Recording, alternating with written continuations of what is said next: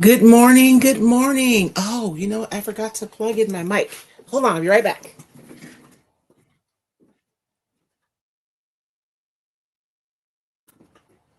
Good morning. Good morning.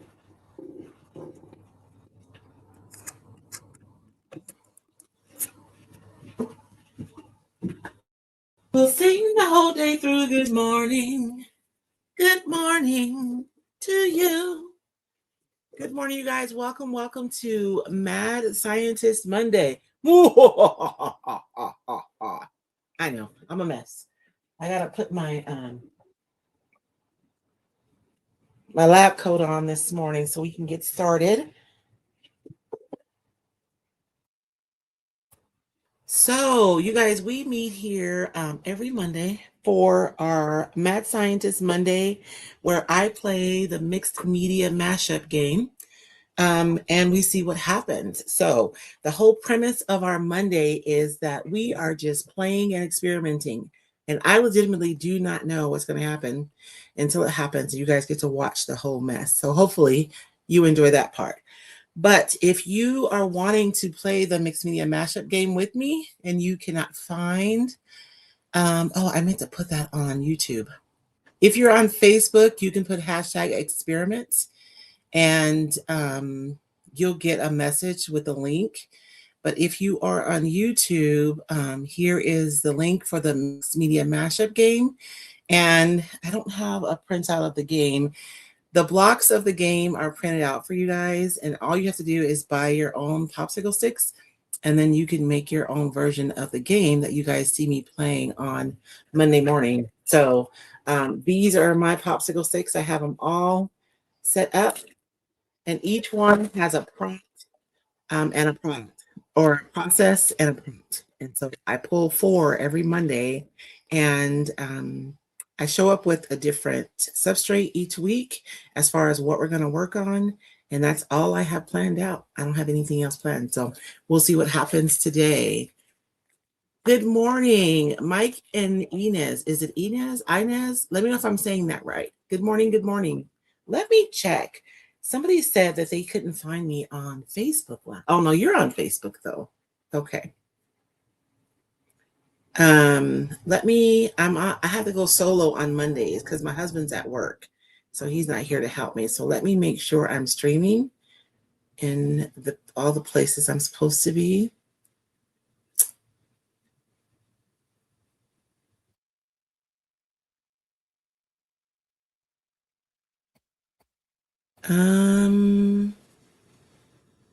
Okay, I'm there. Phew, 51 minutes ago. Why did it say that? That's weird. Okay, anyways, I digress. I'm here. We're all here. So let's get started. Good morning, Dorothy. How are you? Um, And I have my breakfast, you guys. I'm eating my oatmeal in the form of a cookie this morning, but there are walnuts and cranberries in here. I'm just saying. So, it is what it is. And I have my tea because I have a busy day ahead of me. So, we're going to have breakfast together this morning and we're going to create together this morning. So, the subject that I have for you guys today, let me clean up my little area a little bit. It's always interesting coming in here Monday morning after I go live Sunday night. I went to the thrift store one day and somebody had donated a bunch of these like trophy plaques. And you guys know you could probably slide like a certificate or something behind this piece of glass. And honestly, I couldn't figure out how to get this off. I probably, if I would have had more time, I would have been able to figure it out. But I did not have a ton of time this morning. So I just painted over everything. So what I've done is I've gone over the top, and I did use primer because I have that plastic and I didn't want to have paint like scratching or chipping off. So I just went over the whole thing with some white primer. And so we're using an upcycled, I don't know, certificate plaque. That's what we'll call it for our substrate today. Let me get you guys down to our table. Good morning, Lisa. And we will get started. Let me trade places. There we go. So this is what we're working with today. I don't know how my camera always gets crooked. So that's all I have planned. So we're going to pull 4 sticks today, and I am not going to look. I'm going to look away, and we're going to see what happens. 1, 2, 3, 4. One of these days I'll get brave enough to pick 5. I think it's funny that I have yet to pick 2 of the same colors, and each one is color coded too. So this one says underpainting, paint white. Oh wow, that's easy. That's done already. I might pick another one. Decoupage method, iron on. Oh man. Okay, so iron on decoupage method. We're going to do that this morning. I have to do a raised stencil. So stencil is like the I don't know, the process or the product, right? And doing a raised stencil is a challenge. And then paint and paint dark edges. Oh, this is kind of easy, isn't it? I should pick another stick. Good morning, Madonna. Good morning, Lori. I'm gonna pick another stick, you guys, because this one's just kind of. I mean, the universe might be being nice to me this morning, but let's do a 5th one. DIY tape. Okay, so DIY tape.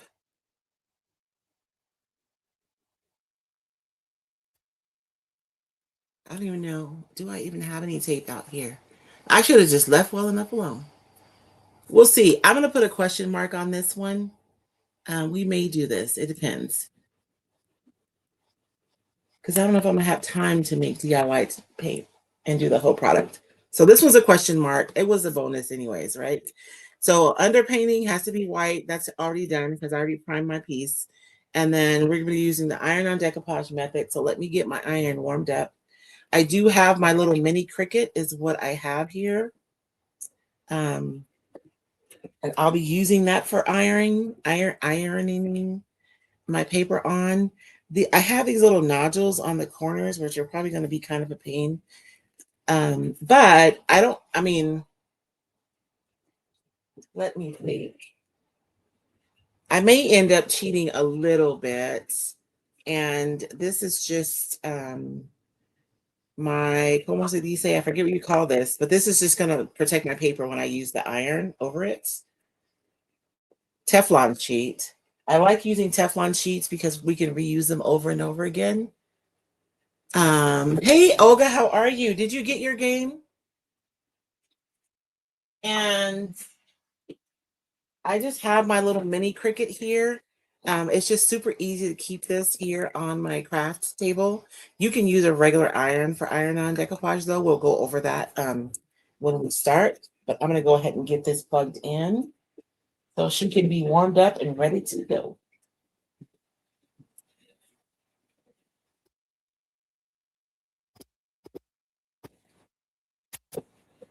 Okay. Now I have to figure out what we want to do. I feel like sometimes when I pull the sticks, they make things so narrow that it's hard to imagine what I'm going to do with like so restricted. And today I'm having the opposite problem because these sticks really don't narrow down at all. Like I can do almost anything using these 4 things, right? A white underpainting, an iron on, a raised stencil, and dark edges. Like that could be like anything, right? So I'm struggling a little bit because it's almost too open. And sometimes I'll pull out a decoupage paper at least to consider using, but I didn't do that today. Because every time I do, I never end up using that paper because, I pull my 6 and it doesn't really match with what I thought I might do. So let me have a second.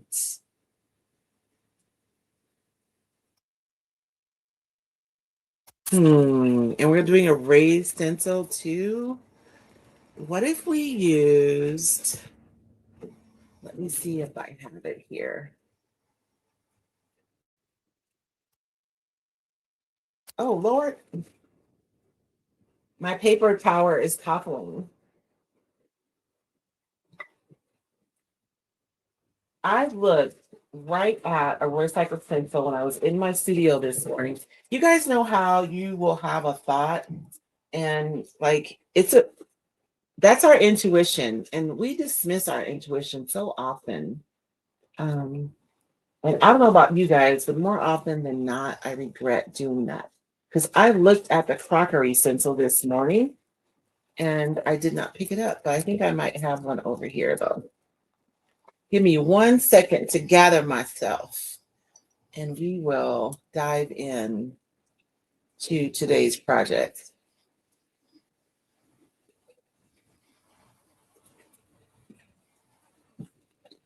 Good morning, Karen. How are you this morning? So if you are popping on and you are new, my name is Royce Bell. I'm the owner and operator of Roycycled Treasures, and we come Monday into our Mad Scientist Laboratory. And our goal on Monday is just to explore and play and see what happens if, right? Like that's what we're doing. And so, in order for me to do that consistently, we have a game that we play, and I have to pull random things that I have to do. Each of the sticks represents a product or a process, and each one has a prompt that tells me what I'm going to have to do. And then I have to figure it out live on TV. I mean, live on YouTube, not TV, with you guys watching me stumble through and figure out what we're going to do. And I hope it's not too disconcerting because inside of my mind is absolute madness. And you guys get a peek of that when you join me for Mad Scientist Monday. So I was hoping I do have a piece of the recycled crockery textures decoupage paper. And this is that paper. So I'm going to use this paper. And oh, I found a copy of the game. So we can talk about that in a few minutes. Let me see. This is recycled Topography Love decoupage paper. And I really do love using this paper for backgrounds because this is something that I made because I wanted it for my creating. And it is just an entire sheet of topography. There's script, there's type, and you guys can see like you have larger topography and you also have like smaller script, smaller topography. So you have different sizes of topography and script all over this paper. And it is just a really good, nice, neutral background for when you're working on projects. So I might use that one for a background. I also have a piece of um, the recycled warm topography pulled out this morning. Where did it go? I have some pieces left, and it's kind of the same thing. The scale is a little larger on this one than it is on the other one, but instead of being on a white background, it's on a warm background. So I'm thinking that one of these will end up being our background, depending on what we decide that we're going to do. I feel like you guys are too tight. I need to move that camera up a little bit. But this only works if I can put my hand on the crockery stencil. And so often when we think about decoupaging, we think about like decoupaging an entire surface. Today we're going to play with what it looks like when you're working with pieces as opposed to decoupaging the entire surface. That's why I don't think that the little nodules are going to necessarily be an issue for me today. Okay,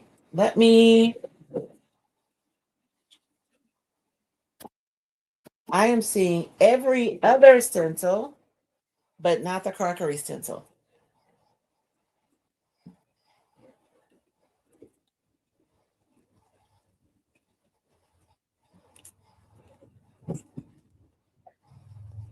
Oh, I didn't even put my mic on. Oh,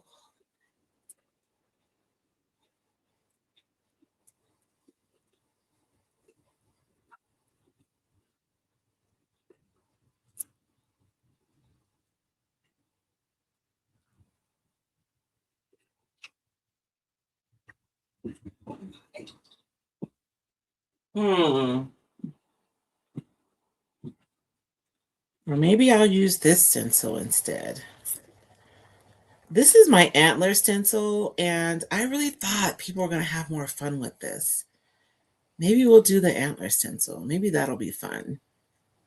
Okay, I changed my mind. Let's do the antler because I cannot find the crockery stencil, and I know exactly where it is in my. Hey Paige, how are you? It is 10 a.m. here, so it is. I mean, that's still early to me. I am a night owl. I'm up all night, and then I like to sleep in the morning. Okay, change of plans. We're going to do the antlers. I'm going to do the antlers. We'll do a raised stencil with the antler. It's actually going to be really fun to work with this stencil, and I haven't worked with it for a while. And this is a recycled stencil. It's a two-part stencil. You have the opening of the antler, like the bulk of it, and then the second half of the stencil is the details that you go over the top of that with. And I pulled out this, and I don't even know. Let me see if I can see the front of this one. Okay. This one is the Katarina. Katarina? I pulled this out right now, and I'm thinking this is the perfect scale for us to add some florals. Oh, how pretty would that be? The scale is a little big, but I might cheat. For us to be able to add some florals to our antlers. Oh, that would be pretty. Okay. So, yeah, let's do that. So I have some transfers here for us to add some florals to the antlers. For our background, I'm thinking we want something neutral and kind of rustic. This would be a really cool background. Even though this is supposed to be for the crockery stencil, is why I made it. But like you guys know how I am. We like to break rules around here. I think this would be a nice rustic background that we can build on, and this would add some visual texture. So let's stick with that one. So no topography today.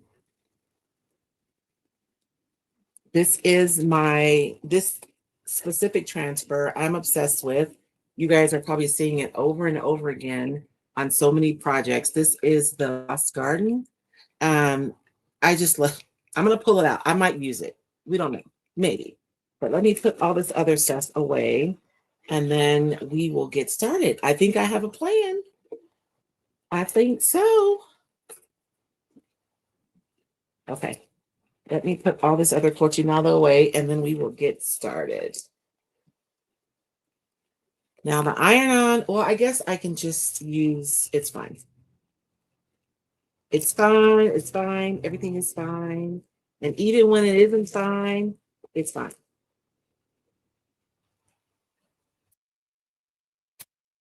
Now I have the end papers here too. But if we're going to be doing florals, that might be a little too busy. So we'll stick with the rustic background. I think that'll be appropriate for the antlers. So I do want to talk about the game quickly. When you go to the link and you sign up for to be a Recycled Insider in order to get the game. But you guys, Recycled Insiders, I try to send out an email at least once a week. My emails are generally encouraging, inspiring, or giving you a tool to help you on your creative journey. You will receive some sales emails, just being completely transparent. If I have a new course that's coming up, if we have an event like the Recycled Retreat is coming up pretty soon. We just had the Recycled Creative Contest. And so last week's emails were primarily about making sure that you hop over to the page and vote for the entries. But the insiders also get to hear about everything first. So when you sign up to receive one of my resources, you are signing up to be a Recycled Insider and to be a part of my community. The mashup game, this is how it looks. These pieces up here, it's paint, paint, paint, paint, right? So there'll be 4 sticks that'll have paint at the top, and then each stick has a different prompt. So paint white, bright colors, paint dark edges, paint on top of your decoupage paper. So these are the challenges, and this little part goes on the top of your stick, and then this one of these goes on the bottom. and then you put them all together so that you can pull these out and challenge yourself. This is such a fun way to use products that you probably have that you just don't use, to break out of your normal processes and kind of expand and explore some, because I really do believe that where experimentation goes, creativity follows, right? It's in those spaces where we're playing and experimenting, that we have discovery. And that's how our creative voices start forming, as we make choices about our favorite colors, our favorite textures, our favorite products. All those things start lending to your own personal creative or artistic voice. And so that is what we do here on Mondays. Um, oh, I can't wait to see it, Paige. I hope you post it. Um, let's see. Paige said she bought her antler case just for her train case. Oh, we'll see what happens. Hey, Michelle, I'm glad you made it. Welcome, welcome. So let's get down to, what time is it? 20 minutes. My gosh, I can't believe it, how long it takes me to figure things out. You guys think I'll get faster? Does it matter? If I'm faster, you think?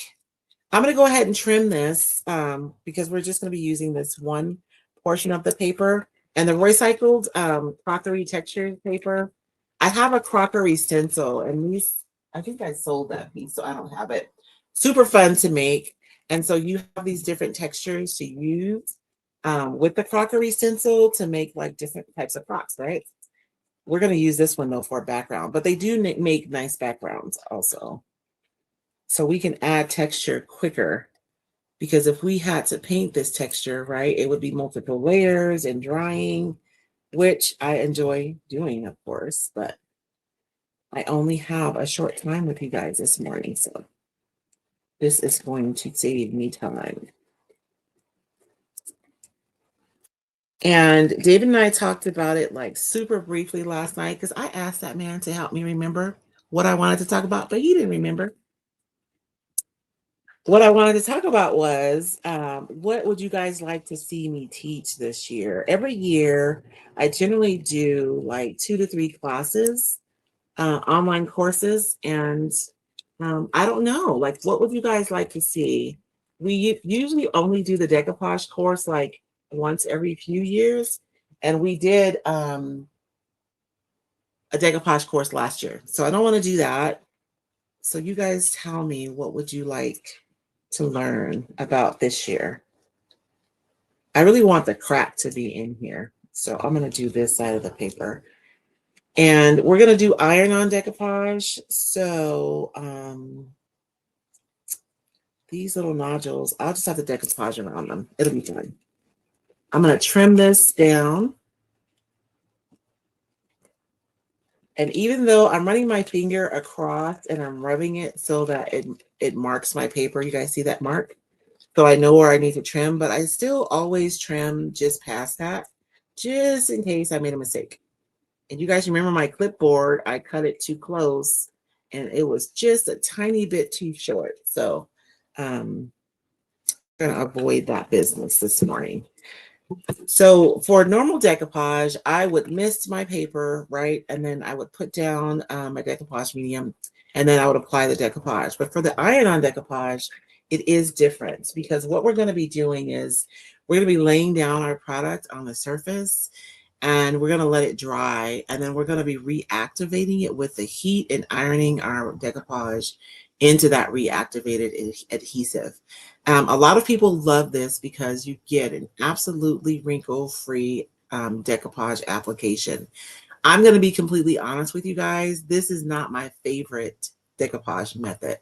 Your immediate result is fabulous, but if you live in an area where, like, we live in a valley, but we're still in southern Arizona, so we get like pretty cold here. It can dip down as far as like, I don't know, 5 or 6 degrees. And in the summertime, it can be as high as 110 degrees, right?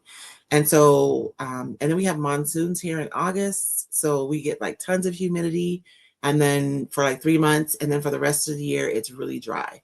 So all those swings in temperatures and humidity can wreak havoc on an iron-on decoupage project because the paper will actually release from the adhesive in areas and you end up with like bubbles. Generally, I think what happens is if you have a place on your project where you've applied a thinner layer of adhesive than you have in other places is where those bubbles happen. But it can happen. When you use the traditional method or the misting method, you're laying everything down together. You're putting your adhesive down, you're laying your paper in that wet adhesive, and then you're going right over the top with your top coat. And so everything is being applied and sealed together, and you're just less likely to have issues like that. But I did pull it, so we're going to do it. And there are places to use the iron on. I'm not saying don't use it. It's just not my personal favorite. I'm trying to think because I don't have a ton of varnish out, but I think I have enough. Um, when you're using the iron-on method, it's super important that you let your layers dry in between. If I put on, and because I'm using a thin decoupage medium, this top coat is like super loose, I'm going to do 3 layers. If you're using something that's tackier, like maybe you have Mod Podge, then you can probably get away with 2 layers before ironing your paper on. Or even if you have a decoupage medium that's like creamier, right? It has a little bit more body. You could probably do, yeah, watching YouTube is a little bit better. How's my sound this morning? Let me get, because I never did connect my microphone. I'm fired.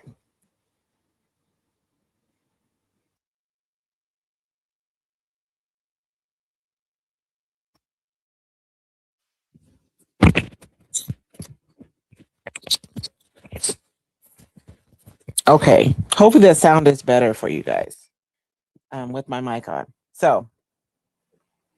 Um, so what I'm going to do right now is I'm going to put down a layer of this. And this is just like a water-based varnish that I'm using. I'm going to put this down. I'm going to let that dry. We're going to use the dryer. We're going to dry it. And I'm going to do that 3 times so that I have a really nice base for my paper to stick to. And I'm going to try to lay my layers down really even and not have areas where there's like barely any at all. I do believe that when that happens, that's when you get those bubbles in your iron-on decoupage projects. And you want to be generous with your medium too. You don't want to put on like super thin layers. Whenever I'm laying down my medium, I'm always looking from the side because you can see it better. You can see where there's thicker. You can see if you've completely skipped an area. And I'm not paying like a ton of attention to my corners because I'm going to end up having to do the traditional method on these corners because I have these little bumps where the piece of plastic is adhered to the board. And if you're coming on, I'm using an upcycled, if you're coming on late, the substrate that I'm using this morning is just a recycled like trophy plaque thing. I got a bunch of them at the thrift store. So this top piece is actually the clear plastic. I just paint it right over it. Should I be concerned about using the iron-on plastic? We'll see. This is a laboratory. And so you guys see, I'm being like super generous with this. I really do want to have generous amount of product, and I want it to be laid down evenly.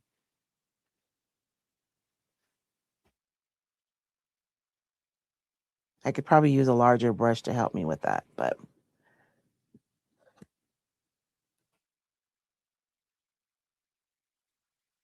and you guys see how you can see where it's shiny and where it's not.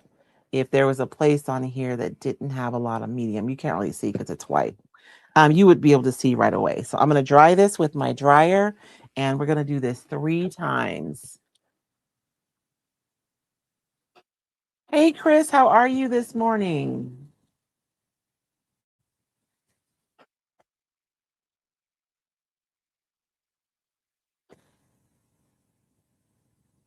Okay. These little studs might be kind of cool with this project too.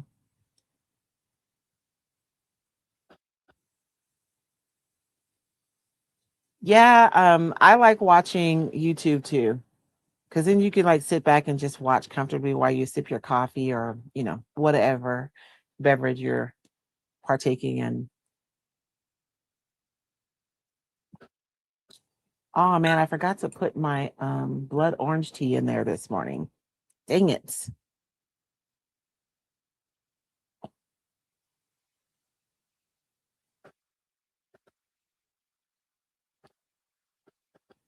And so if you guys are just popping on, the sticks that we picked this morning was one was the iron-on method for decoupage, which is what I'm doing right now, is prepping for that. I have to do a raised stencil.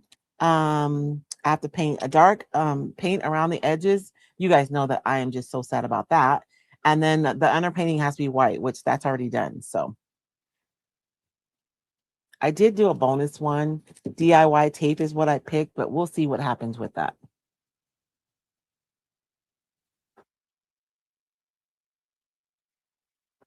And the reason why you want to make sure that you are drying your layers in between, because if you just keep putting more and more on, you're really not laying down additional layers. You're just moving around the same product.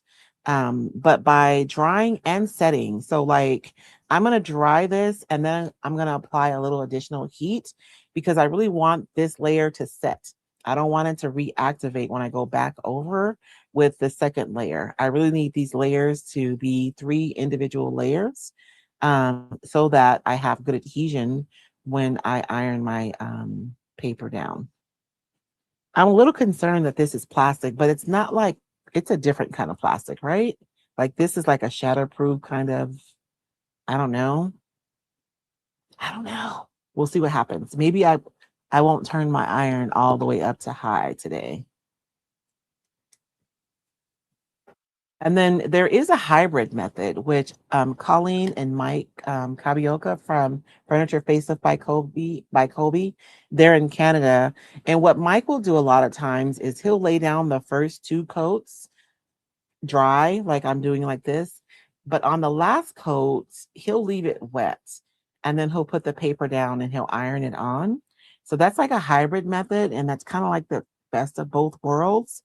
Um, but when your paper comes into contact with the moisture from your adhesive is when it wrinkles. And so um you would still need to have a wrinkle-free application for that one.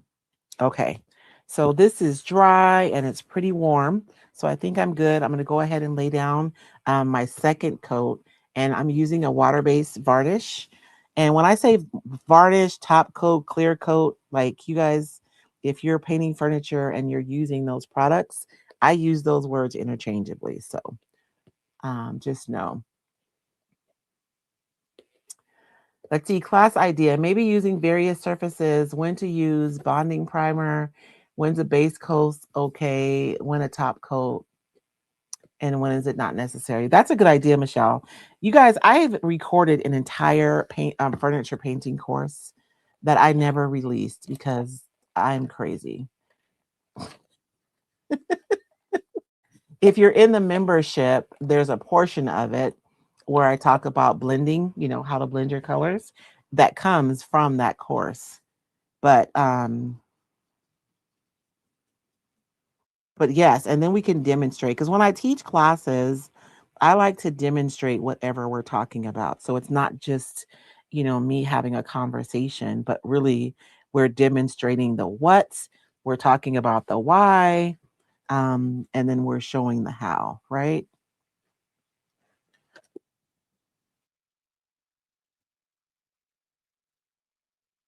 My tip keeps wanting to clog,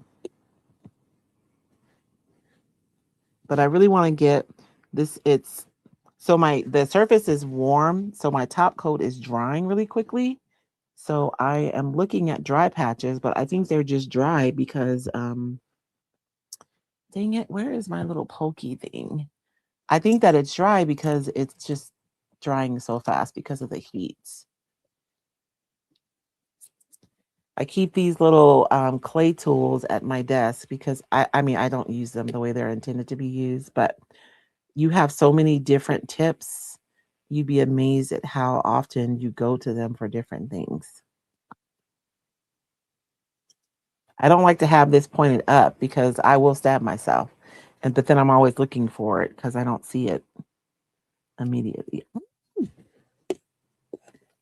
Oh Lord.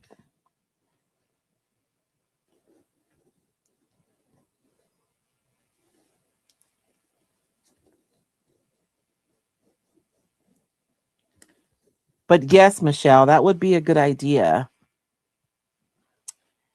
because prep is important. I think that I remember when chalk paint first came out. Look, I'm gonna show my age. And there was so much conversation about not needing to like prep your pieces.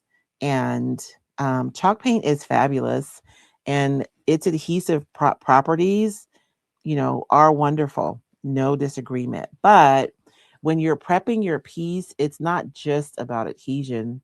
There are other things that you're trying to avoid, like bleed through.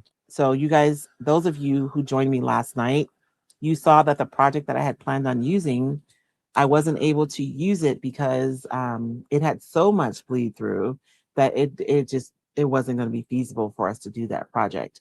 A lot of times when you're working with old stuff, you really don't know what's on the surface. And if it's wood, I'm not used to dealing with bleed through from metal. I think it's whatever finish they put on there, it's coming off. But um, when you're working with wood, there are tannins, and the tannins are just natural oils that are in the wood naturally.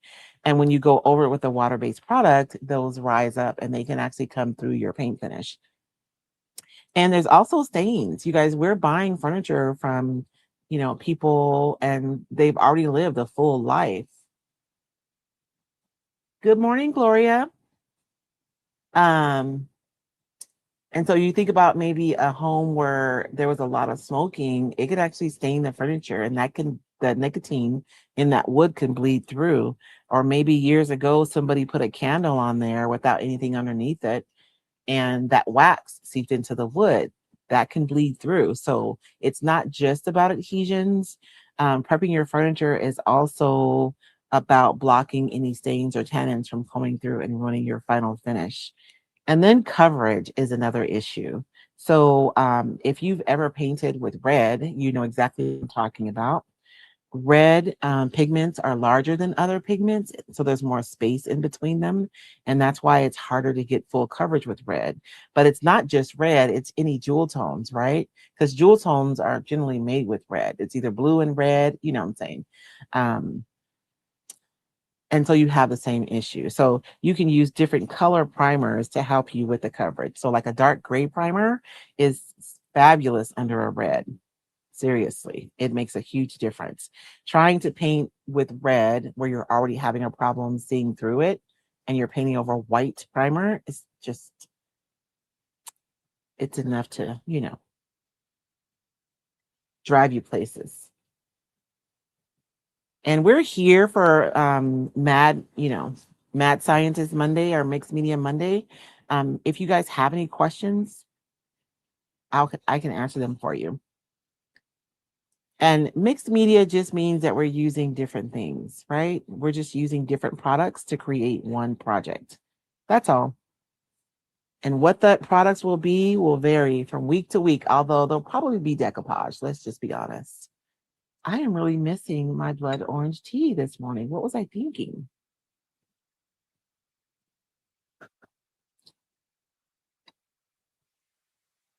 I thought I put some in that satchel last night. I am such a dork about tea. I just love it so much. And usually I buy these dehydrated lemon slices. But the last bag that I bought, I think that they dehydrated them while the lemons were green. Ugh, they are so bitter.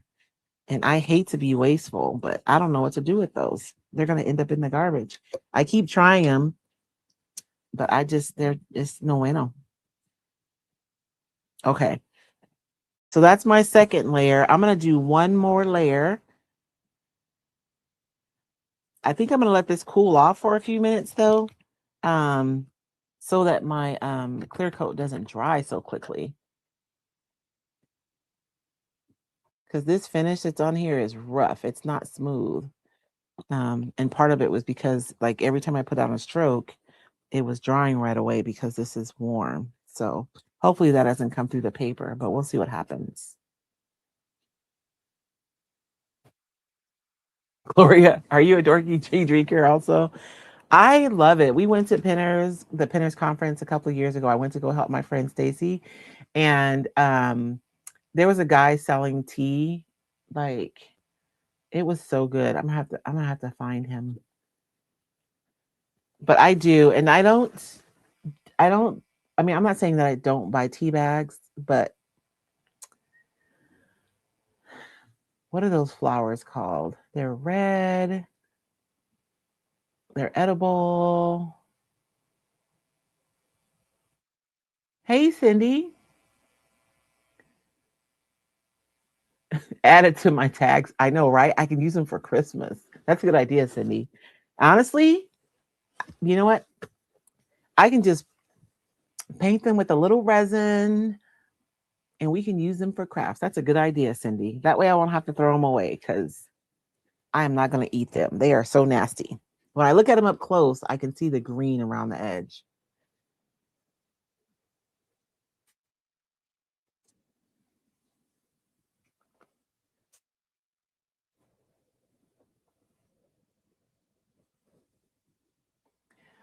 Catherine is asking, she says, I've been always taught to use that under gold or foil to paint red as the base. Is it because of properties of the newer metallic paints that we all use black?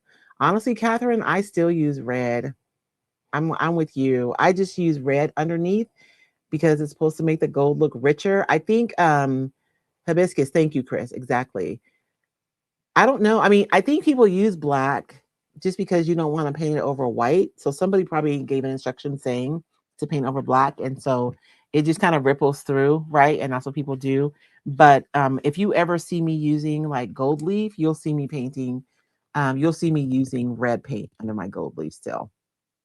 My gold paint, I don't generally change the color underneath my gold paint as a general rule because I use pigments and I mix my own and I make it pretty opaque. Dorothy says at some point I need to try the iron on method. I'm just an old fashioned girl. I know me too. I teach it because people want to learn it. And who am I to tell people what they should value? But honestly, the traditional method is my personal favorite. So we're gonna put on our last coat. And Dorothy, you were there for that class that Dorothy, I never released that class that we did together, that furniture painting class that I did.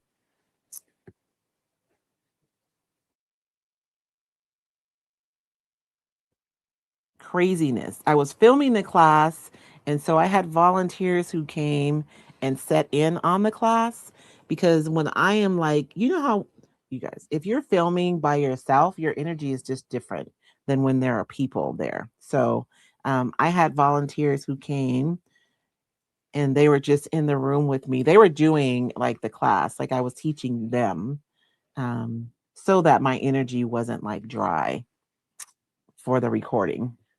It was fun. Poor Dorothy. I had assumed she had painted furniture before, and she had not. Were you ready to choke me out, Dorothy? Because we went over everything prepping, how to blend your colors, how to decoupage your furniture, how to use your transfers on your furniture, and what to think about. I don't know. I think we went over everything, and I just never released that class. You know what, Paige? I don't know. I'm not sure. I'm not sure. I think part of it was so we have some guys here locally and they have like a small um media business.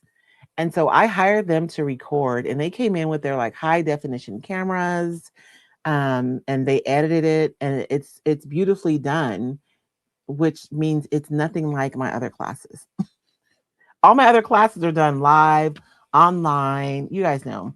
And they're pre-recorded, they're edited. I think they're done nicely. We try to use nice cameras, but it's not that same kind of crispness that that class would have. And so that was the first time that I thought about recording a class. And to me, that's what I had to do in order to do it. And then after that, I learned that I could just, use regular like my cameras and record a class and it would still have a lot of value for my customers. So I would hate for somebody to come into my ecosystem and that be their first class and then that their expectations for all my classes because I can't afford to do that for all my classes. They were, Dorothy. They are so sweet. And I mean, they've done a couple of movies themselves. They're small movies, and their budgets are like super low, but they've done a couple of movies and we had a chance to go to their premieres and um, they actually did a couple of film festivals here in Safford. I don't think they're doing one this year. I want to say it was during the Spring Fest. I haven't done it for the last couple of years.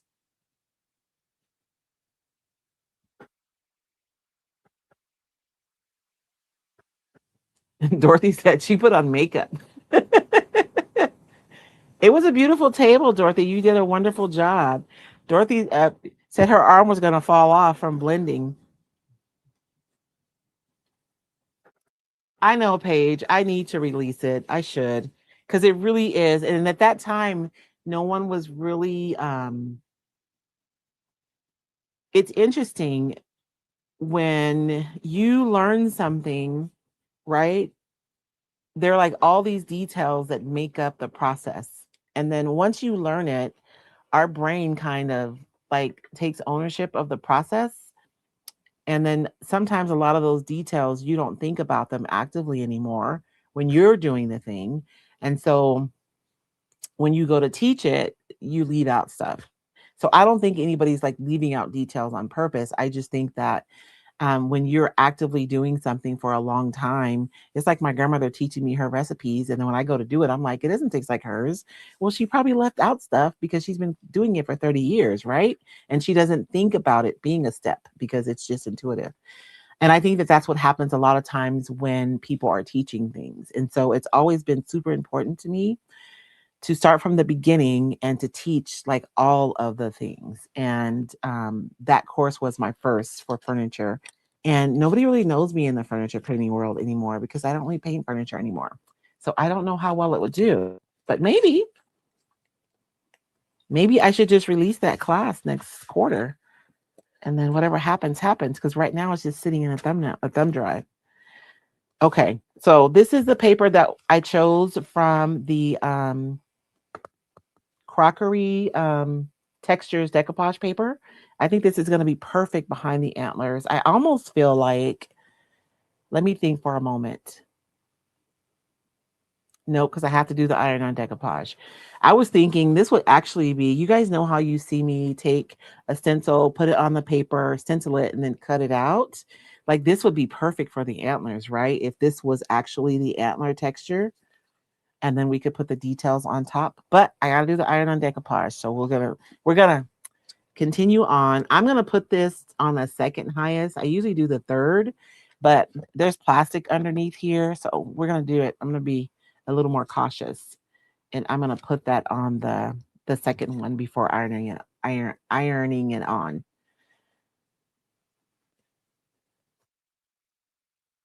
Oh, thank you, Paige. I enjoy doing the classes, and I've taught three decoupage courses at this point because the very first one was a decoupage boot camp, and then the second one was a decoupage masterclass, and then last year was the decoupage with confidence course.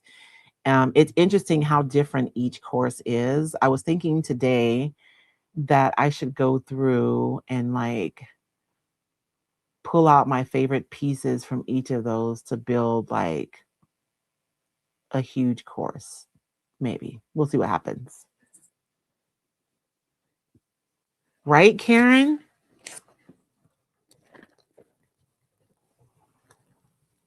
You gonna do for this summer? Dorothy lives in Tucson, Arizona, y'all. She talking about she gonna paint some furniture this summer. Assuming you have studio space, Dorothy.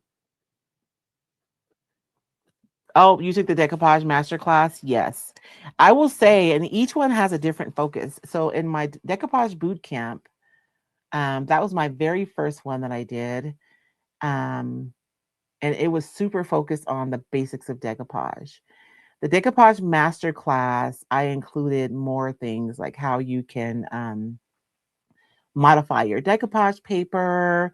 We kind of expanded out a little to some additional things because as I learn in my experience expands, right? I incorporate it into my courses.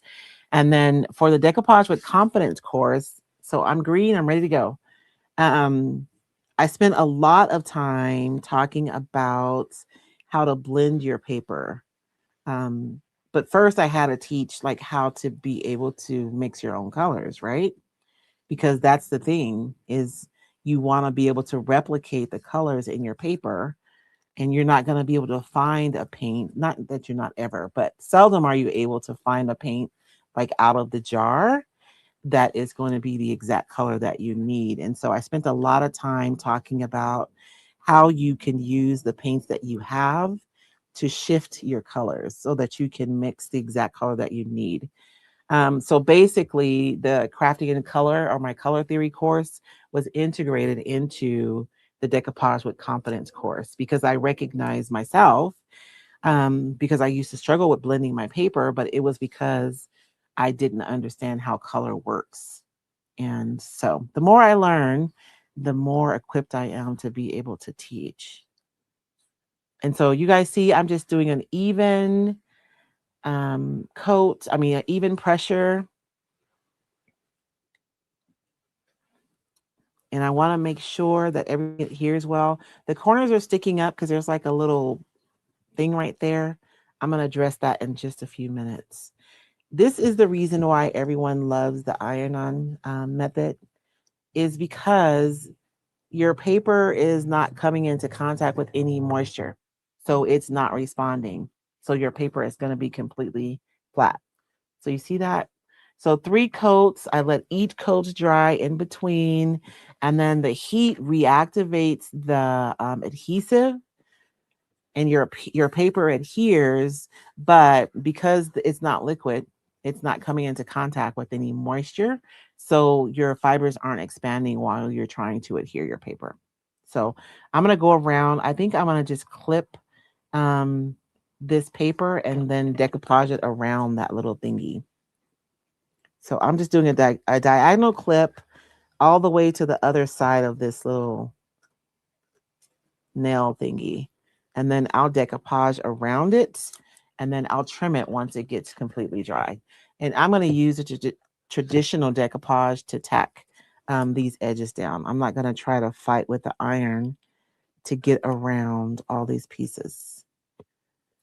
And I know that there are a lot of people who are just like, I can find all my information for free on YouTube. And you can, absolutely. But I will say that when you take one of my courses, anyways, the information is organized in a way that you can go back and reference it easier. And you also get a workbook. And inside your workbook are my notes. And then there's places to put your notes so that you're really learning. And for better or for worse, I teach like a teacher. I don't know why. I've never been a teacher before. I mean, I taught Awanas in church, but you guys know what I'm saying. I've never been like an educator, although there was a time in my life that I wanted to teach adults. So I guess that's what I'm doing now, huh? Woohoo. I remember I was in my 30s, early 30s, and I worked for the state. And we had one lady, and her sole purpose was just to like go around our district. And so I live in a rural community. So our district is made up of 4 counties: Graham, Greeley, Santa Cruz, and Cochise counties. So it's like 4 counties, but they're huge counties. So our region, District 6, is pretty big. And she would just drive around the county and she would go to each of the offices to do trainings. Like that was my dream job, is I wanted to be able to do that. But at 32, I had my son, and that just, that changed everything because I could not be gone all the time. I was only thinking about it because my boys are 11 years apart. Because I knew my oldest son would be like graduating pretty soon, and I would be able to do that. But Jordan kiboshed that plan. So now that I have it, I wish I could. I am just, let me show you guys. I snipped it right diagonally just past this little knot right here. So now the paper will go around, and the paper that's over the top, it's just going to like do whatever. I don't care. But I'm going to lay this down around that. And then once it's dry, I can go in and trim that and it'll look pretty clean. And if it doesn't, then I can just go in and, add a little paint, and nobody will ever know. I saw a little bubble there, so I'm going to apply some heat and make sure that that's tacking down. Now, if you have a piece that you've done the iron-on decoupage method with, and some time has passed and you notice that you have like some ripples or some bubbles, you can iron them down and it'll go back down. Or if the issue is humidity, the paper may be expanding. And once the humidity goes down and it dries out again, it'll lay back down. So, or you can take a needle, not like a diabetic needle because it's too skinny. You have to like go to where I should be protecting my paper, by the way. Don't iron right on top of your paper like that. I'm trying to figure out where these marks are coming from. It's because I'm breaking my own rules. Go to like Tractor Supply Co. or something where they sell like the larger gauge needles that they use for animals, and use those, because this clear coat is really thick and it will not go through the needle of like the diabetic needles, because those are really fine because they're made to be painless, right? So they're really, really skinny. You want a larger gauge.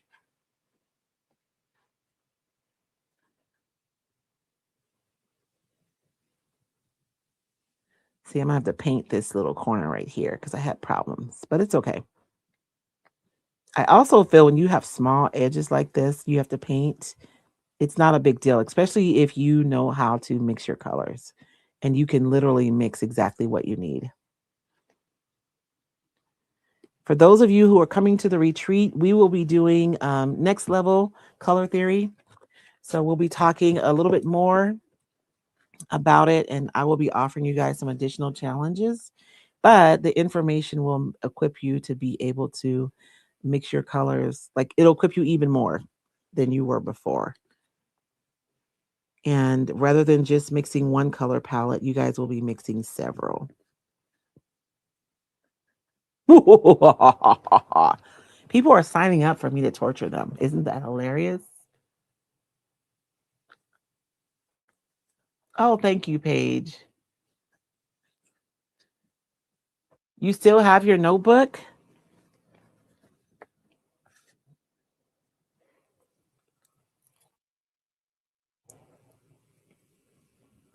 You're sweet, Chris. I suppose so. Jenny Marmion, she was a retailer for Recycled, and she's retired now, but she taught for years. And I remember like early on, I would apologize for repeating myself, but it was Jenny who taught me that that's what teachers do, because people, they don't always hear what you say the first time. And everybody learns differently. And so you kind of have to say the same thing a few different ways if you want a room full of people to all gain understanding. I'm trying to put this little piece of paper down, but it's not going to happen. Maybe. I'm going to have to paint my corners, y'all, but it's okay. So I'm having a little bit of like waves that are forming, and I don't know it's because this plastic is flexing or if there was some moisture in my base coat. Like I dried it, but you guys know how sometimes when you dry it, it's like dry on top, but there's still moisture on the bottom. So I'm gonna go over this again, and I don't have my heat. I'm gonna do one pass on high. Oh, we're gonna let it warm up. I have to wait for that to turn green. I also had my heat turned down a little bit. So I don't feel like the plastic is responding to the heat at all. So I'm gonna turn that up and let it heat up. And then we'll go over it again because I can feel the paper kind of rippling and I don't like that. So we're gonna turn our heat up and I'm gonna go over again. Oh, Jenny, you're here. Hi, I was just talking about you. um 7 times. Oh my goodness. Well, that's what marketers say, right? That you have to hear something 7 times before you even hear it. Not before you like you know, believe it, but just to hear it.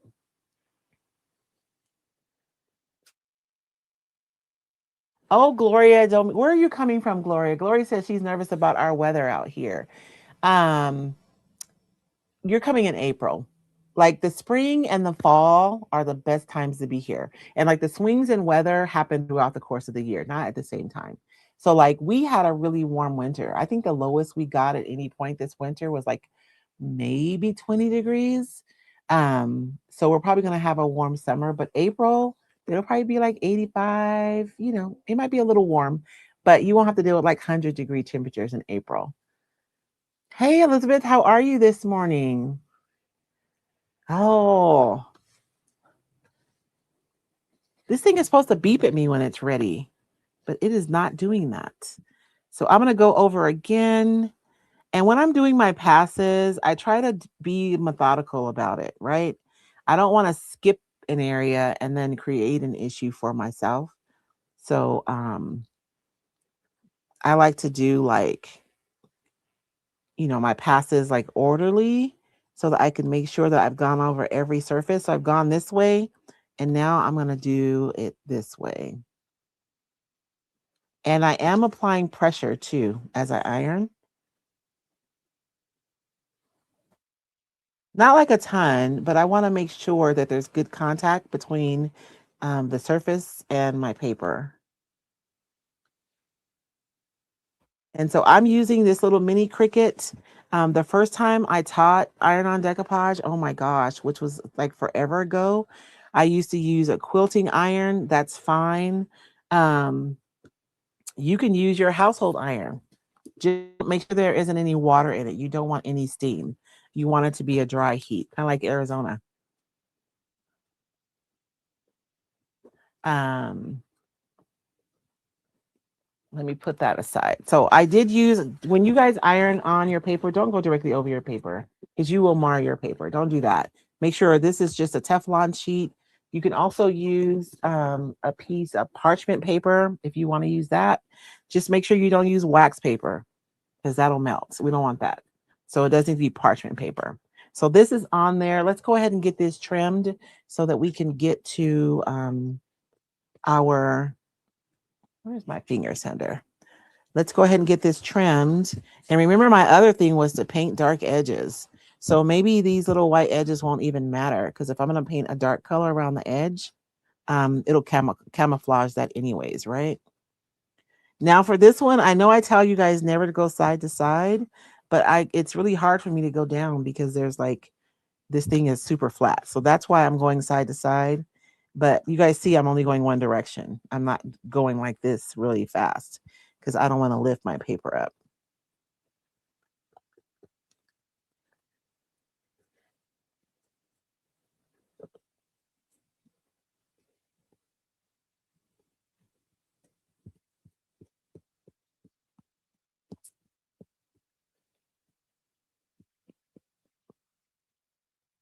And then I don't know what I'm going to do with the edges like around here. I want you guys to notice something that every week when we come to do a mixed media project, hopefully you feel like they're completely different, right? I mean, yes, we're using decoupage every time because it's me and that's what I do. But I mean, as far as like the actual project, it's not always in my art journal, right? Or my junk journal. It's not on a canvas, right? We're using stuff that I've repurposed and recycled from the thrift store. It can be on whatever surface you want. Honestly, I feel like that way about art in general. It doesn't have to be on a specific surface. You can put it on whatever you want. It doesn't have to be relegated just to something. I think it's interesting. I was reading an article and I did not know this. So when artists start using canvases to paint their artwork on, at the time, the feeling from the art world was that that was not real art because it wasn't on walls, it was on canvas. How crazy is that? The camera is kind of close. I know. I mean, I want it to be close so you guys can see what I'm doing. But if I get too close, then it just really narrows our field of vision and I end up working outside of the camera, which is not good.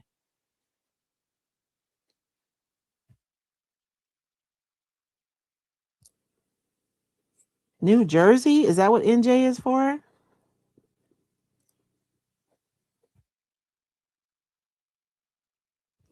I'm going to leave those little nodules alone for a little bit because they may have some moisture around them.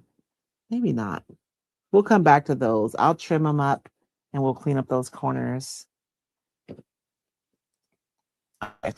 So that's our base. And look at that. Like if I mean, I could paint this. I could absolutely make this with paint, but it would take like multiple layers of paint, right? And texture.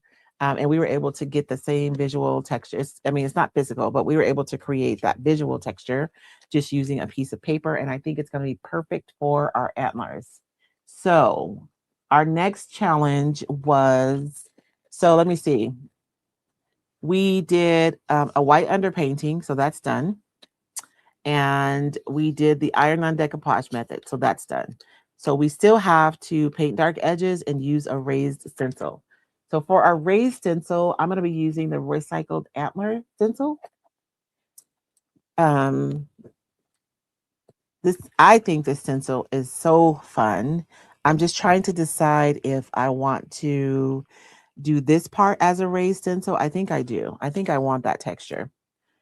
Um, and I'm going to be using I'm just going to go ahead and use some modeling paste. Normally I would use salt wash, but it's already 11:06 and this is already mixed. So I'm just going to use this and I have a rubber spatula.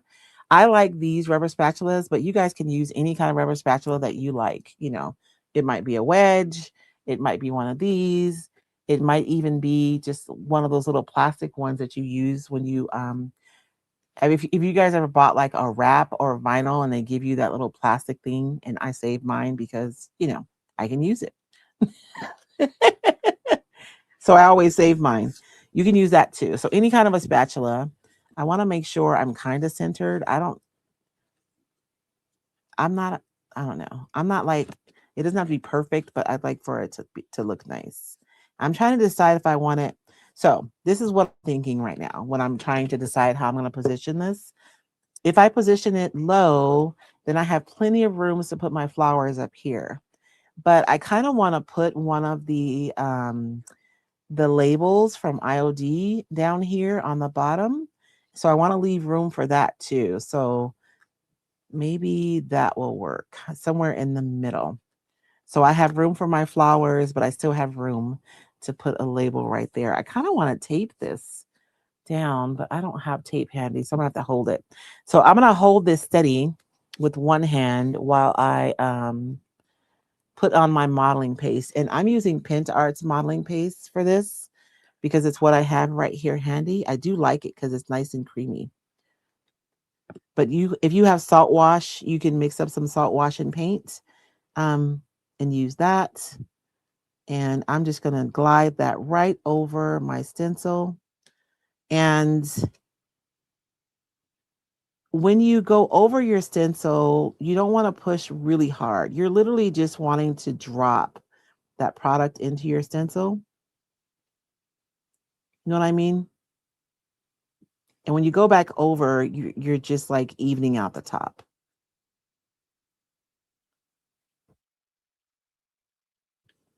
And I'm trying not to let it move. Although now that I'm started, it shouldn't move because it's pretty pasted down on that other side.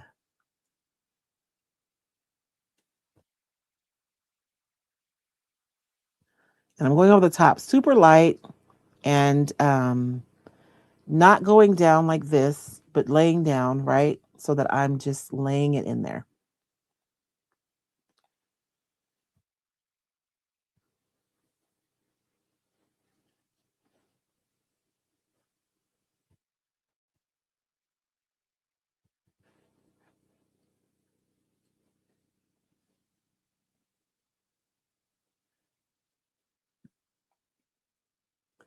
And the thicker your stencil is, the thicker, the higher your profile is going to be on your raised stencil.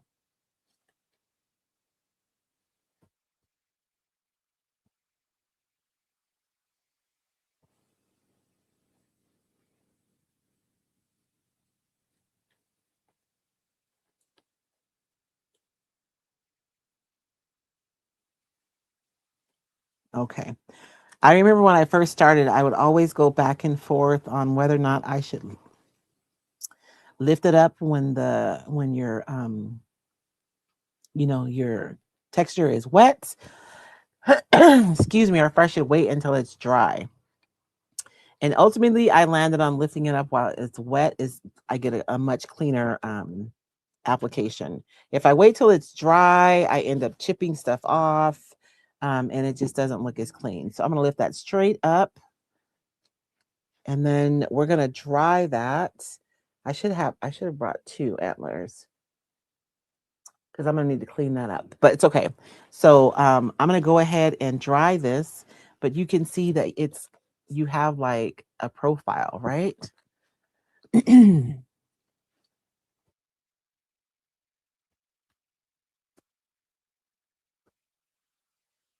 Hey, Shelly. I just use a spatula. I have these spatulas that I use, but these are actually they're kind of expensive, but I use them a lot.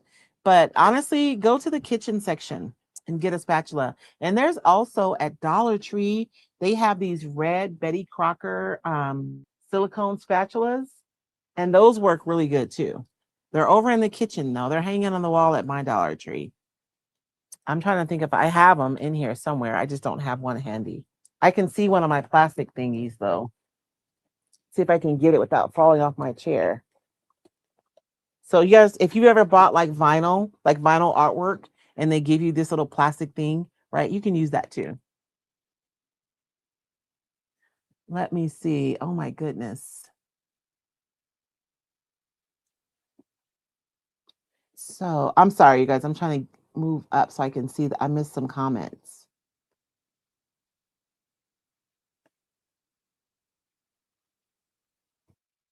Which tool? I'm sorry, Jenny. This one is just it's I think it's a silicone spatula, and they come in a set. I love these, and you get like a big one. This one's like a lot wider. It's almost, I think they're called silicone paintbrushes. I think it's what they call them. See, this one's a 2.5 inch. This one's a 2 inch, and then there's even a smaller one, and this one's a 1.5 inch. So they're cool. You get them in a set like this, and they're all silicone. And I use them for all kinds of stuff.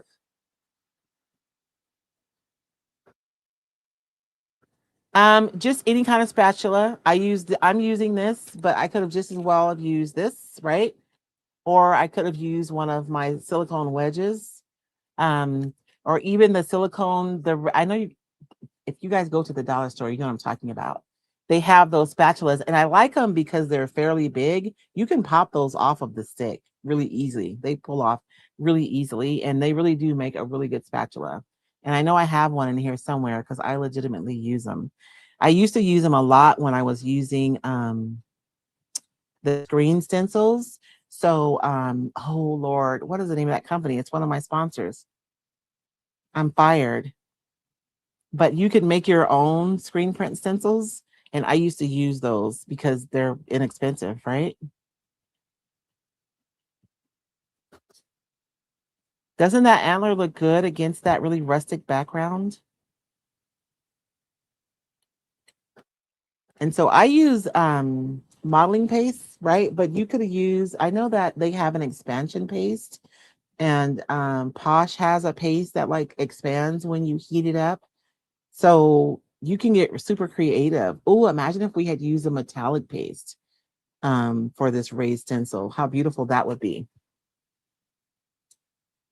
Let me see. Hey, Carolyn.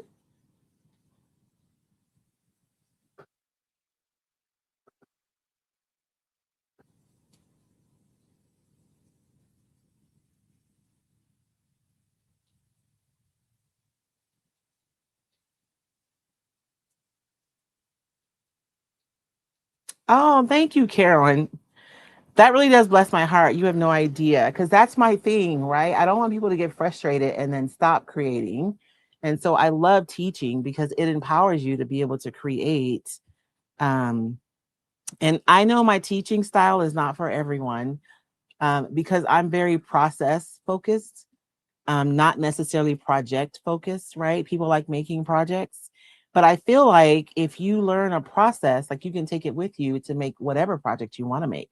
But if I teach you how to make this little project, then that's you walk away learning and you just know that project. So um look at this thing is there's plastic under here. So all this heat is messing with it a little bit.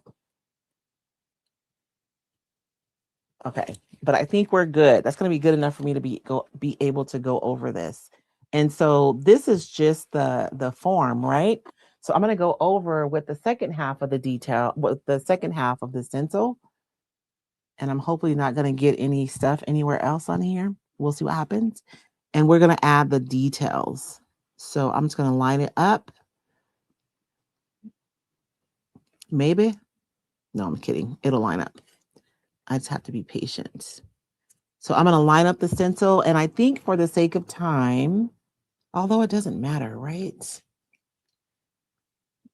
Should I go over it with just paint? Or let's add some more dimension. Okay, I think that's perfect. I am going to add some color to this modeling paste. My decision to have tea is taking up room on my table.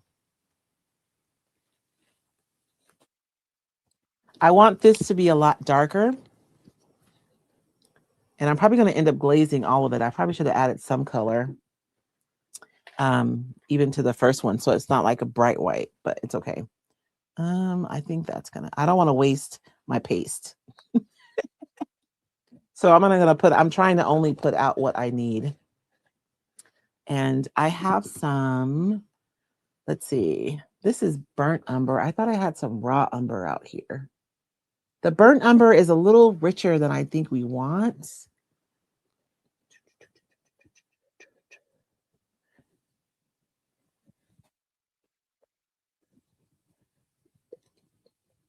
I think this is burnt umber too. I do prefer burnt umber most of the time. It's true. I'm just going to use that. It's just a little redder, right? And our background is little, well, maybe it'll look good on there.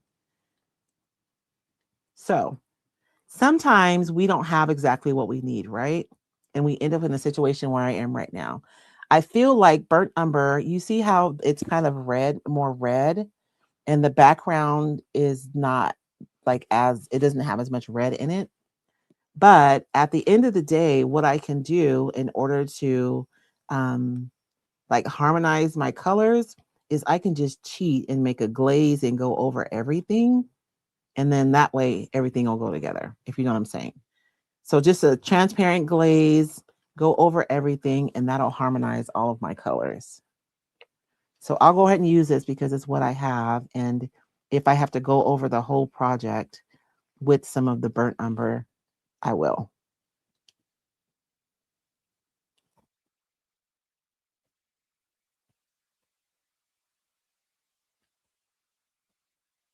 Okay. That's good. I don't need it mixed perfectly. If I have some variation, that's actually kind of perfect. Okay. So I'm going to go over, I'm going to lay another raised stencil on top of my raised stencil.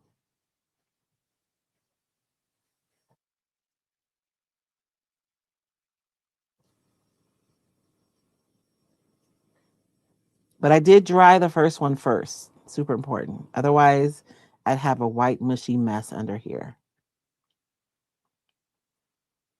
And I could have just gone in with some paint, right?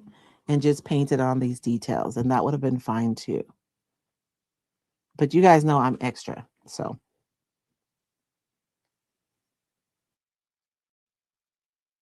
every time I say that, I can just hear the one TikTok sound. Am I extra or just you basic? Or are you just basic?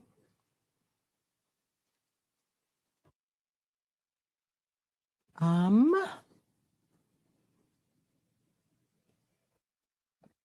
Icon Art. Thank you, Chris. Yes, Icon Art has a system so that you can make your own stencils, screen print stencils. And so I use that Dollar Tree silicone spatula a lot when I'm using those stencils. Yes, tea is necessary supply. As long as I don't put my paintbrush in it, I'm good.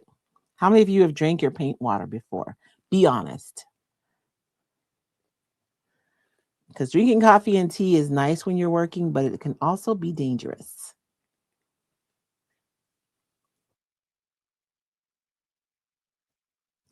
Especially when you're focused. Okay.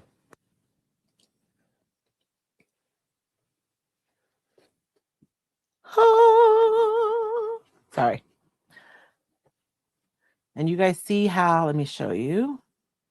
So the first part of the stencil is just the form, and then the second half brings in all the details. That makes it interesting. And you could just use the first part, right? But I do think having the second layer is what makes it special.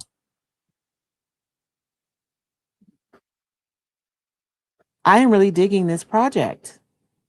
I don't know what I'm going to do with these edges. You guys, what color would you guys put around the edges? This is going to end up being, well, I guess it looks really masculine right now, but we're going to put flowers on this antler. So maybe not in a few minutes. You never drank your paint water? Oh, girl. I have. Oh, you put your brush in your coffee. Yeah, I've done that too, Karen. I used to like take old cups from the thrift store and put my paintbrushes in there. I stopped doing that because I drank my paint water one time. I didn't drink it, I sipped it, but it was enough to gross me out.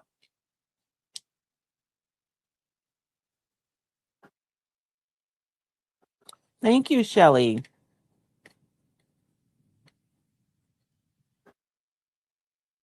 I remember I used to make paper mache deer heads. Um, but I would like decoupage them in like beautiful colors. Um, and my ex would always say my bucks were in drag because they are always beautiful. So we're gonna put some flowers on this buck right here too.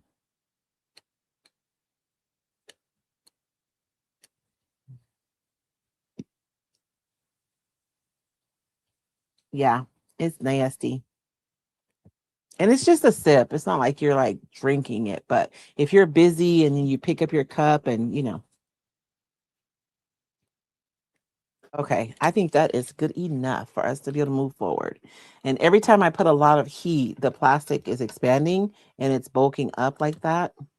So I'm trying to be mindful of that part. Now, I used a bright white. I'm not happy about that. I should have mixed something into that. So I want to go over these antlers with some kind of a wash. I just got to figure out what color. See, I wasted all that. I'm so sad. Um, what color I want, because I don't want to make it, I still want it to be light. I just don't want it to be white. So I'm going to use the same color. We'll use the same color. I have a little bit of clear coat left right here from when we I don't know why there's clear coat right there. From oh yeah, when I was working on the edges. And so I'm just gonna make a little bit because I don't need a ton. I don't want to waste stuff. And just kind of brush that on there. I still want it to look light, but just not like bright white.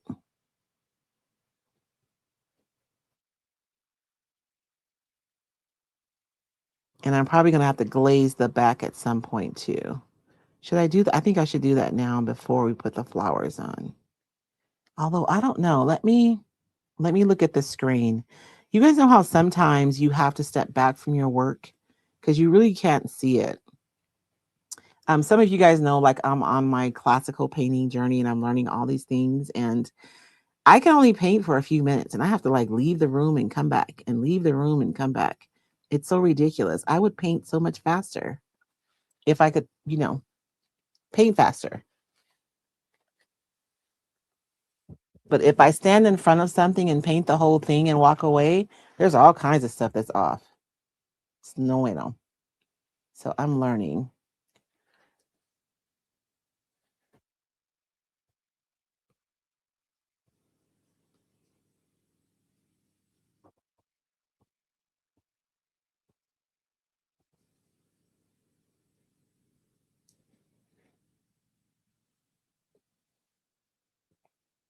And you guys know how we talk about the lines on our paintable florals?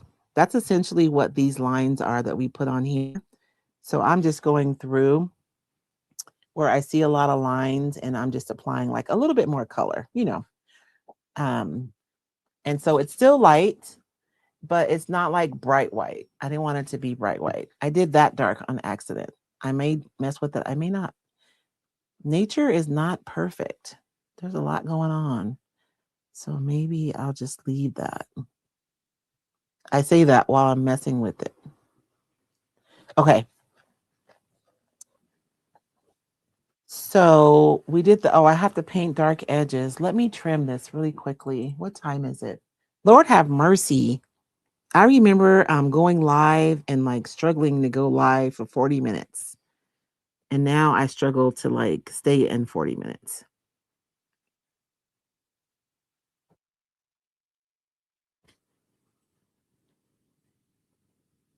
And I'm just going around these they're not even screws. I'm sure that's how the plastic is attached to the backing, but it's decorative, so it's not like a screw, because if it was, I would have taken it off. I would have rather just painted on the backing without the plastic, but you know, we're making it work. And there's still a little moisture under there. So I'm going to leave it because I'm going to make a mess. Okay. So I need to paint dark around the edges. That's what we said.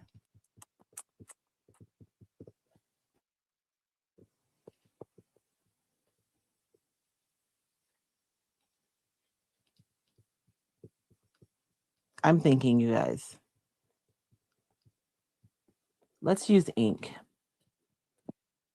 instead of paint. Was that paint? Oh no, it was paint though, huh? Oh, wow.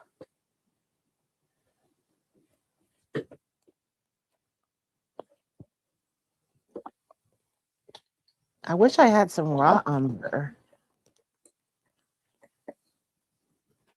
Is that raw umber? Oh, I do. So you guys see what I mean? The burnt umber is like red, more red, right? And then the raw umber is just brown. So we're gonna bring in some raw umber around the edges. I feel better about that. Oh Lord, I don't need that much. I have so many brushes, like art brushes, but my favorite ones are these little janky ones right here. I just love using these. And so, I don't know. Let's go around the edge. I should probably seal that first. Is it too late?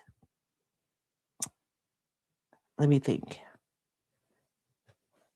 Oh, I should have sealed it before I put the antlers on there. We'll see what happens. Because I think when I seal it, my paper is going to bubble, is what's going to happen. And I would prefer to have that happen before I put my antlers on there. But we are just going to move forward. And you guys know a song just popped into my head, right? It's a gospel song. You can probably guess what it is.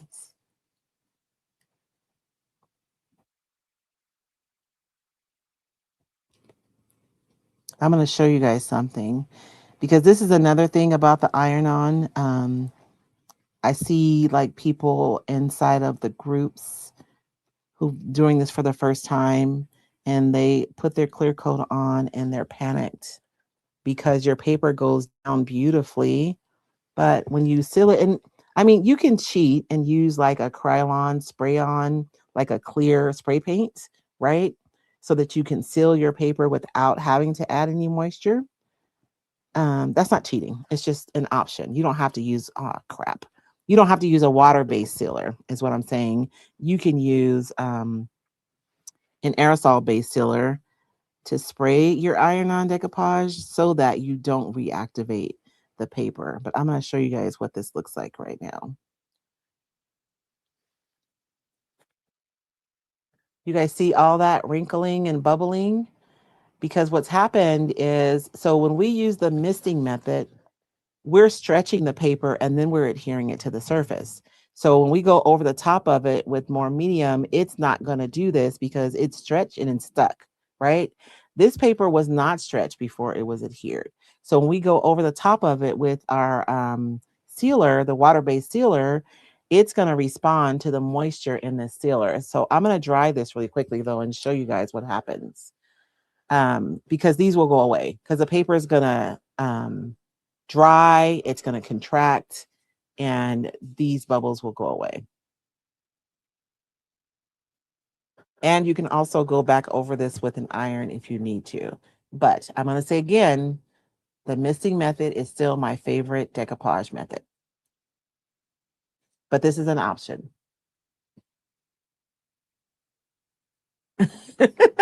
I know, because my thing squirted out a bunch of sealers, Chris, all over the place. And then now I have a bunch that I have to figure out where I'm going to put it.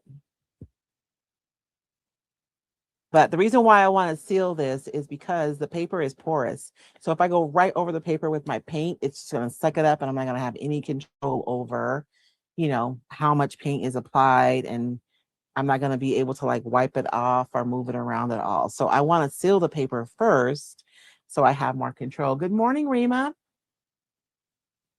Ooh, he's taking a nap. He's actually sleeping?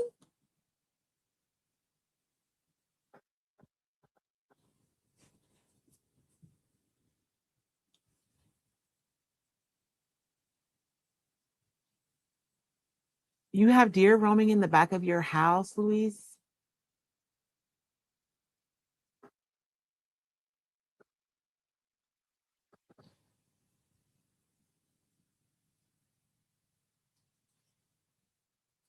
I'm surprised you're not taking a nap too, Rima.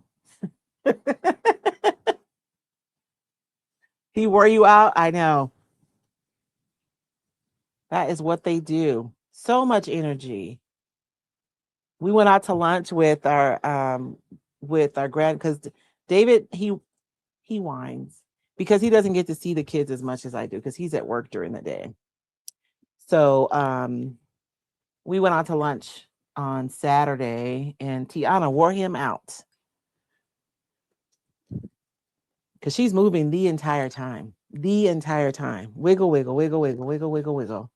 And then she'll come and get your hand and lead you, and grandpa just goes wherever. She wants to see something.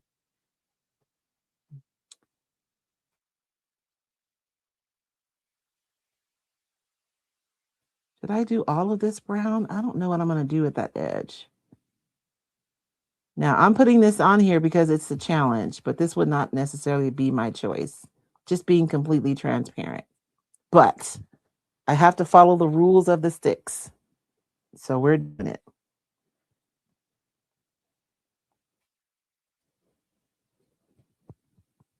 I could have done it underneath the paper, huh? That would have probably been better. Because it didn't say I had to do it over the paper. So if I were to do this again, I would do this as part of my underpainting under the paper. And even though the paper is pretty dark, you would still see the halo. It just wouldn't be as prominent, which I think is what I would prefer, right? I don't like it that prominent. Although I've kind of started now, so I have to finish the same way. I'm going to thin it out a little bit with some of my varnish so that it's not so dark. See, that's better, right? More subtle.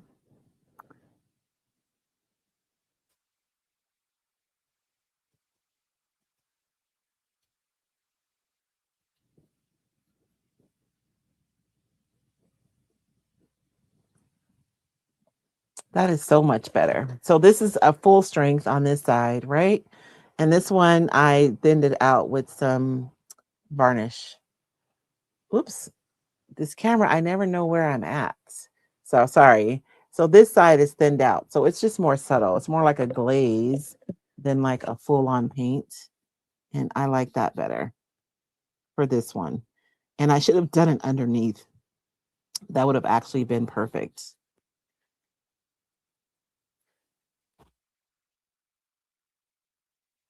Did you guys give me suggestions for what I should do with the edge? What color I should paint it? Maybe a turquoise. Let's do the flowers and then maybe I'll have like inspiration for a paint color.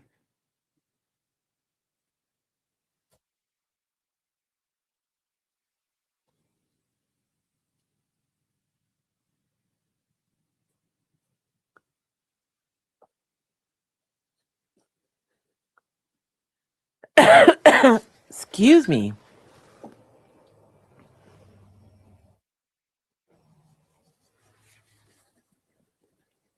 I'm like choking for no reason at all.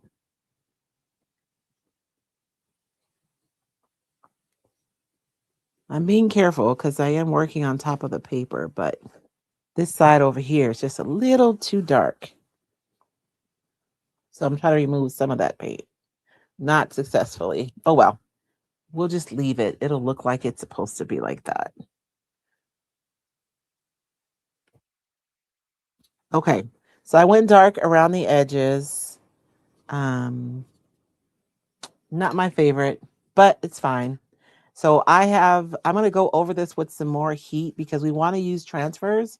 And the thing about layering with your transfers is you want to make sure that your surface is completely dry. If there's any moisture, um, it's hard to get the backing sheet off of your transfer. Now, if you're working on your project and you realize halfway through that there's still moisture underneath and your transfer is acting weird, just walk away and leave it alone. Just leave it on there. If you try to pull it off, you're going to pull off the artwork off of your paper. So just walk away and leave it alone and come back like a couple of hours later when everything is dry and the transfer will come out perfectly. Do you sell that stencil? Yes, I do sell this stencil. Recycled retailers do have this stencil. I don't know if that's on my website. I'm gonna double check when I go inside. Okay, have a nap, Rima. I don't blame you, girl.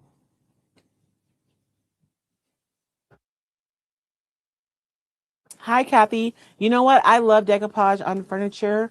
I do have a full decoupage course, and if you're furniture painting, it would be really helpful. Like honestly, it's my decoupage with confidence course. It'll help you a lot. And not just because it's my course and I'm selling it, but like legitimately.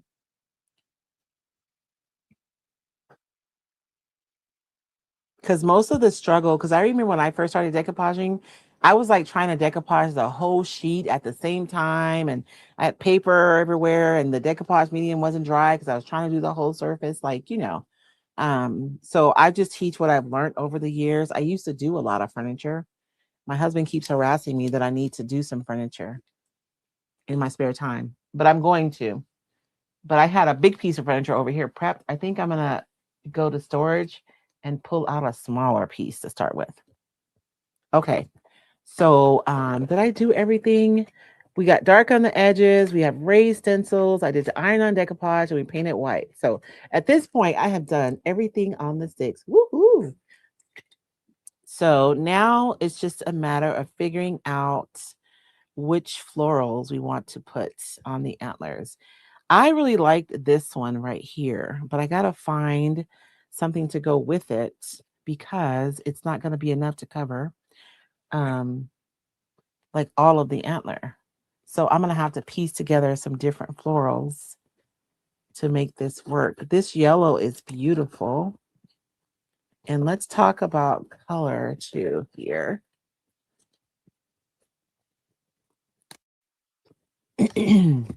So we have that yellow, super pretty. And I could either go with like, you know, yellow, orange, red, and have everything be kind of in the same on the same side, like on the, you know, Or I could go for like a violet over here if I wanted it to be like really dynamic, which I feel like the background is kind of like tame. The antlers are kind of tame. I don't know. I think the flowers need to be a little bit louder. Um, I don't know if I like that color combo. Oh, there is this one transfer from IOD that fits perfectly on these antlers without any work. Let me see if I can find that transfer really quickly. I'll be right back. I mean, I'm not leaving. I'm going to look on the other side of my shop because I know I have that transfer.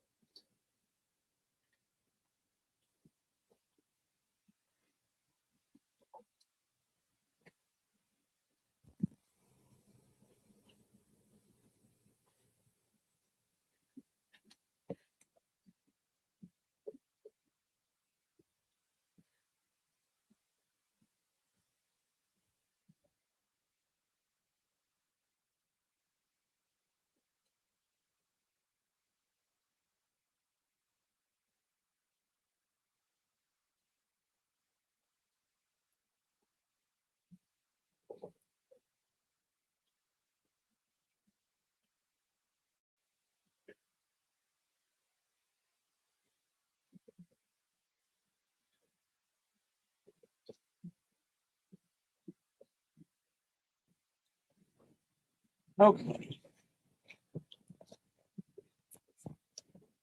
Of course, I found the transfer I was looking for, but I also found other options. So let's see. This one is really pretty. Lee made me buy this one because I wasn't going to, but then I started seeing how beautiful these fruit looked. I don't know. No, that one's not going to work. So that one will be for another day. This is the one I was talking about. This particular transfer is called Love of Flowers. This one is like no work for this. And I did not know that these are going to go together so well, but they do. So let's do this one because it's easy. It's easy peasy. You have several options, and look, like it literally fits perfectly in there without hardly any work. So we can do that one. That one's kind of soft. If I go with my yellow theme that we had before, this one would be beautiful, right? I really like that one. It feels like summer. But this particular transfer legitimately goes so beautifully with these antlers. And there's so many options in here for the ones that actually go on here. But I think I'm going to go, ooh, wait, what about this one maybe?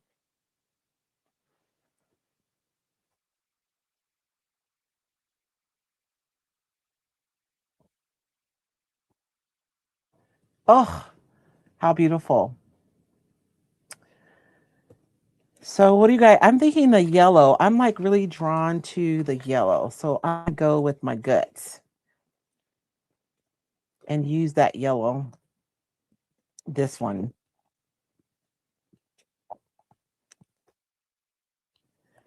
And so like if you had this transfer with this stencil, you would have several pieces you could make with it.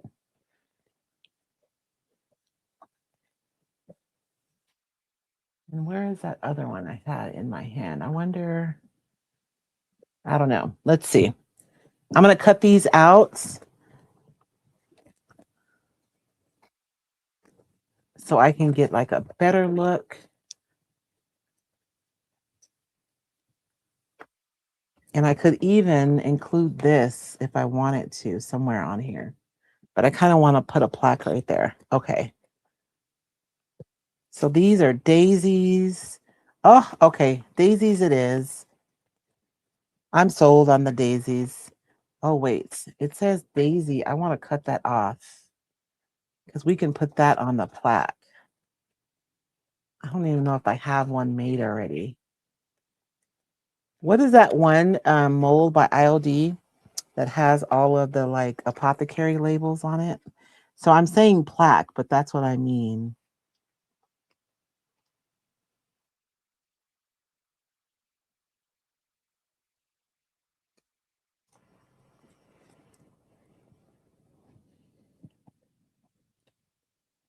Where is I'm hoping this transfers. I can feel that there's still moisture under here. Um, so I'm gonna see how things go. Because even the raised stencil, it was dry enough for us to work with, but it really isn't dry. And I really hate that I didn't have the raw umber instead of the burnt umber. Just for this project, the red just doesn't, I don't know. So I'm probably going to end up glazing this, and we may end up doing this, the glazing and stuff, in our first Monday in April will be when we go back to the projects that we've done and do all of the little finishing work. And so we can do that. We can come back to this one, but we will have the majority of it done.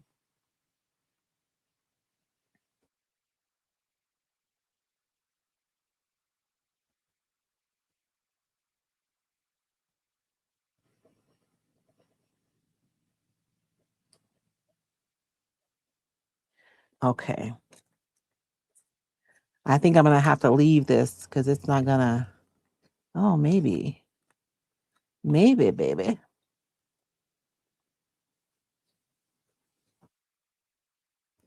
And I don't want to have to rub it too hard on my raised stencil, right? Because I don't want to have like marks on there from where I rub this tool over it.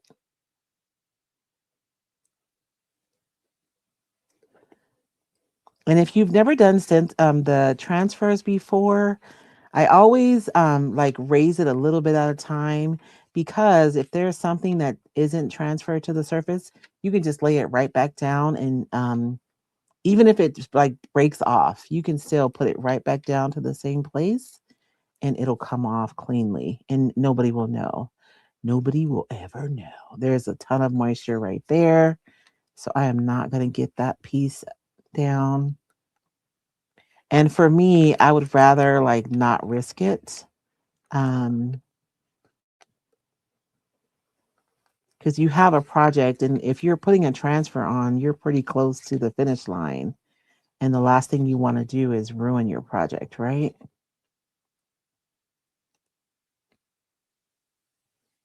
I was hoping we'd be able to look at it a little bit, but there's a lot of moisture under here.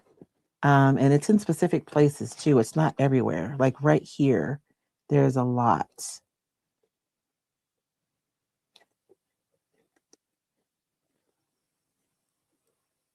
right there too. So I'm just going to stop while I'm ahead. We can get a peek at it.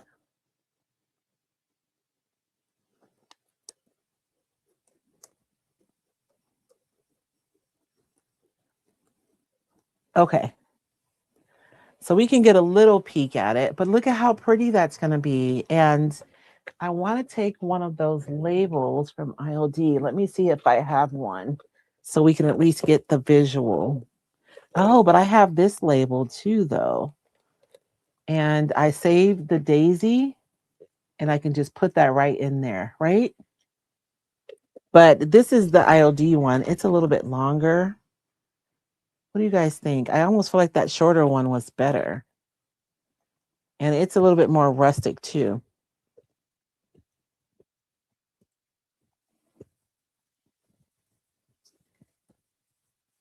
I think I'm going to go with this one. So we'll do this together though. On the Monday, um, I want to paint it to make it look like metal, and then we'll transfer this word daisy inside of there, and that will be perfect. And then I'll have to figure out what we're gonna do with the edges of this, right? Will the moisture ruin the transfer? No, Michelle, it won't ruin it. Let me show you something really quickly. I have a project that what happens when we're live is we're rushing through. And so we end up with this issue quite often, right? Because we're like rushing and drying things we can get time done in a time frame. You see this transfer? It's still on there because this was during a live and that's what happened. So when I see that the transfer isn't transferring well because of moisture, I just walk away and I leave it and I let it dry. And when you do that, you can come back to it after it's dried and it's fine. You just finish the transfer. So the moisture will only ruin the transfer if you try to make it work, even though there is moisture. So this one, I let it dry completely. It's been up here for a couple of weeks now because I think we did this one on our first Mixed Media Monday, or maybe the second one. Um, and so you just want to let it dry before you finish doing it. And if you do that, it'll transfer perfectly. It won't ruin it. But if you try to lift it while it's still wet, you will ruin it. And it's not so much ruining the transfer as it is, it'll pick up your decoupage paper. So we have to finish. This is one of the ones we have to get back to. I cut her wings, so we have to figure out how to fix that. And then there's another piece of transfer I need to finish putting on her. But when I say go back to our old projects and take care of little details, that's what I mean. I need to go around the edge of this one and do a little touch up. We need to figure out what we're going to do with her wings and then finish putting on the last transfer bit. So a lot of times when we're live, the details like that we don't get to because we're under time constraints. But I want us to get to them because I think that maybe that's where your frustration comes a lot of times when you're at home trying to create something that you've seen someone doing a live. Because you get to the point, right, where you have those little details and you may not be sure what to do. So we're going to do those together as well. How did you make the wings go up under the frame? Oh, Paige, that one was from a couple of lives ago. That's actually how the paper is. Um, I just fussy cut the wings, but on that paper, that's from the photography masterboard. And so she has wings on that decoupage paper. So I just fussy cut around her wings and we just decoupaged it right over the frame.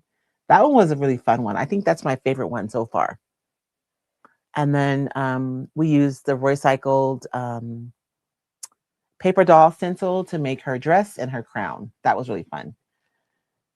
Am I going to Crackle? Not today. I know Crackle would be fun, but this one has so much visual texture already, this background, that I don't think we need to do Crackle on top of this one. So we're done for today. I'm going to leave this because I'm going to jack it up if I keep trying to do it, and I don't want to do that. And we'll finish this I don't know what the first Monday is in April, but we'll circle back to this project. And I'll also figure out what color I'm going to do the trim. I'm thinking I'm probably going to do something neutral and have the yellow be the star on here. We'll see what happens. But that's all I have for you guys today. I hope you guys enjoyed today's project. Again, if you would like to play the game along with me, you guys can download the game. If you're on Facebook, you can just put hashtag experiment, I have to think, and you'll get a link to where you can go and download the mixed media mashup game. If you're on YouTube, here is a QR code for you to be able to go and to download the game. It really is fun. It challenges us to think outside of what we normally do and to experiment and see what happens. A lot of times, a lot of things that I teach you guys are mistakes that I made that led to a discovery, right? Um, and so if you make time in your creative practice for playing and for like experimenting, it is so fun. It is so fun. And it is where you grow creatively. So, you guys, I hope you can make time this week to play and experiment because where experimentation goes, creativity follows. You guys keep a lookout. This week, I believe Thursday, we'll have the announcements for the winners of the Recycled Creative Challenge, the creative contest. So fun. You can't vote anymore. Voting is closed. But if you go over, I mean, you can like something, but it won't count. But if you want to go over to my photos on Recycle Treasures on Facebook and look at the albums, you can see all of the projects that were submitted for the contest. So much incredible inspiration. But thank you guys so much for joining me today. I hope you enjoyed this project and my madness. You guys have a blessed day. And remember, where creativity goes, I mean, where experimentation goes, creativity follows. You guys have a blessed week.